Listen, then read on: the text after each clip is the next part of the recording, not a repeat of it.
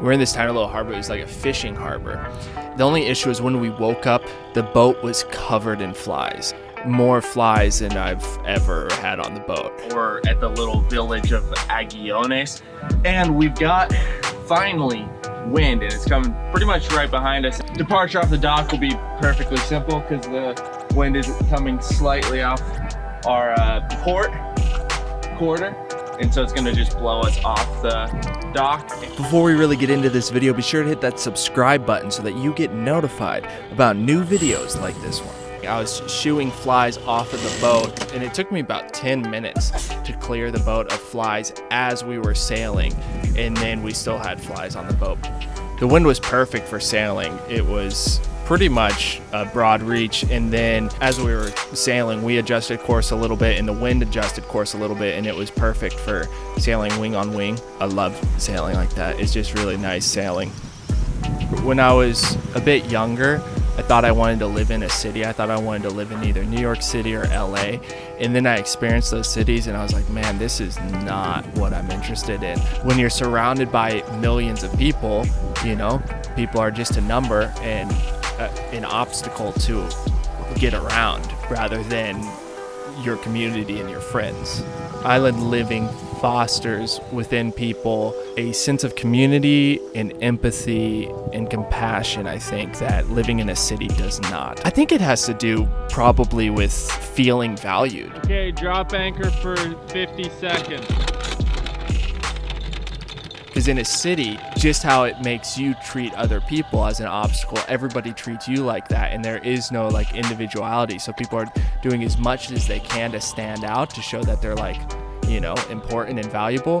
When in a small community and on islands specifically, they have a place in the community. And we didn't actually go into land on Skopelos. We just stayed there for the night on anchor. And then the next day, we sailed over to Skopelos. Skopelos is a really nice little island. It's a very authentic Greek island. It gets a bit of tourism during the summertime, but in the winter, there's no tourism really. But it's not one of the islands that gets completely uninhabited in the winter. We were getting blown onto the dock, and in the middle of the night, the tide went up and then went down. And as it was going down, and as we were getting blown onto the dock, the fenders got popped out. And so I woke up to the boat bashing against the concrete dock.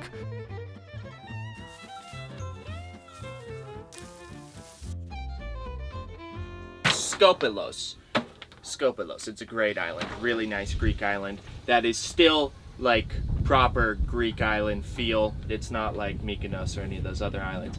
So from Skopelos, today we are sailing to Alanisos, which is the beginning of the National Marine Park. From Skopelos, we sailed kind of around the island to the island of Alanisos. The Greeks always give me a hard time for saying that. They're like Alonisos or something like that, and I have yet to pronounce it correctly, but that's the only island name that I regularly get corrected on pronouncing. People are always trying to escape the city to go out to get a bit of nature so that they can have some peace of mind.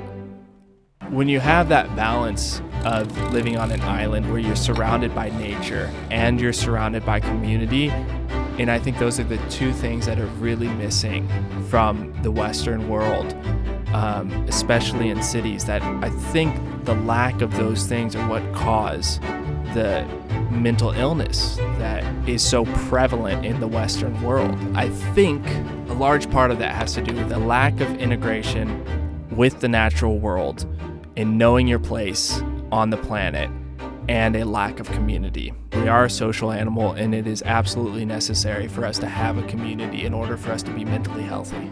Today we're headed out on the dinghy to do some free diving and ideally spear fish. I've taken this out once before, but I've never actually speared something, so this is kind of like a first run. But we're gonna take the dinghy over about 2 bays, do some free diving, spear fishing. It's gonna be great. Then we're gonna go for a hike. In the marine park, there is a limited amount of areas where spearfishing is allowed. So we took the dinghy 2 miles into the bay here, the Bay of Spartinis. Anchor away. Bon voyage. Nice. Nice. Feels great to be back in the water. I promptly went down and set the dinghy anchor in a way that I was pleased with, because last thing you want when you're out free diving and swimming around is to come back up and the dinghy is swimming away from you. I enjoy free diving a lot more than I enjoy scuba diving. I enjoy scuba diving a lot though. You don't need a tank, you don't need everything that you need to scuba, which is a lot of gear, which is expensive, heavy, and you have to have facilities to fill up the tank and all that kind of stuff. You're a lot more nimble underwater. You don't have a big tank on your back, you don't have this big vest on. It's just you, your wetsuit, your weights, and your fins.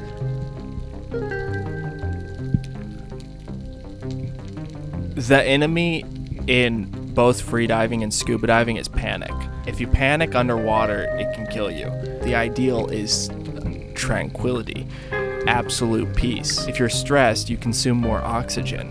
Being calm increases your ability to stay under the water longer because you conserve oxygen. There's a whole practice of doing basically body scans while you're diving, taking your consciousness through your whole body, looking for any places in your body in which you're holding tension, where a muscle is contracted unconsciously, and then releasing that tension. That contraction is using up oxygen. I can't think of any sport in which the whole goal in order to perform optimally is absolute serenity. I mean, maybe that's the secret to acting optimally in any situation. It's one of the things I really like about both scuba and freediving, putting yourself in foreign situations and then learning how to become comfortable. Both freediving and scuba diving, my first days underwater, I experienced panic. It's natural, it's perfectly natural. Everybody can experience panic. You can learn how to not panic. You can see the signs of panic coming and you can cut them off before they grow into full-fledged, uncontrollable panic. And it's just about learning that experience. There are different forms of meditation, and what's amazing about freediving is it is forced meditation. A lot of the skills that I learn and want to learn, I want to learn them because they have real, practical, applicable knowledge. Something that is applicable across all domains is knowing how to stay calm, because if you're calm, you can make better decisions. We hitchhiked up to Old Town. A lady with her 2 kids picked us up and drove us up here, and now we are hiking to Skopelos. It's a mountain just outside of the town, so we're gonna walk through the town and then up the mountain, about 400 meters total. There you go. That's what we're doing. We made the hike pretty much 5 times longer than it needed to be because we hiked down into this valley and then back up when we could have literally just turned right and walked like 15 meters and we would have been at the start of the trailhead, but instead we walked down and it took us about an hour to get to the trailhead. So that was nice. We got in a bunch of extra exercise. This is the road. Made it to the top of the island, got the beautiful vista of Skopelos and Alanisos. Really beautiful. Makes you understand why people live on them, for sure. They're absolutely gorgeous. The other day we sailed from here, through that passage that the ferry is gonna do, up and around the island here.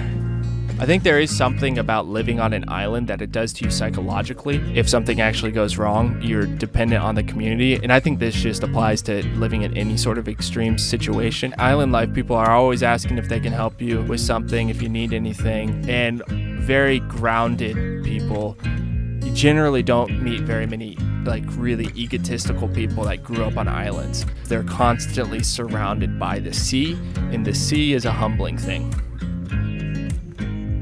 We sailed about 6 miles up the coast to the small village of Stenivala. We med-moored there, and it was us and about 8 or 9 people in the whole village. Thanks for watching. I hope you enjoyed it. If you did, then subscribe and share this video with a friend. If you didn't, I mean, that's your problem. Big love. And remember to stay hydrated.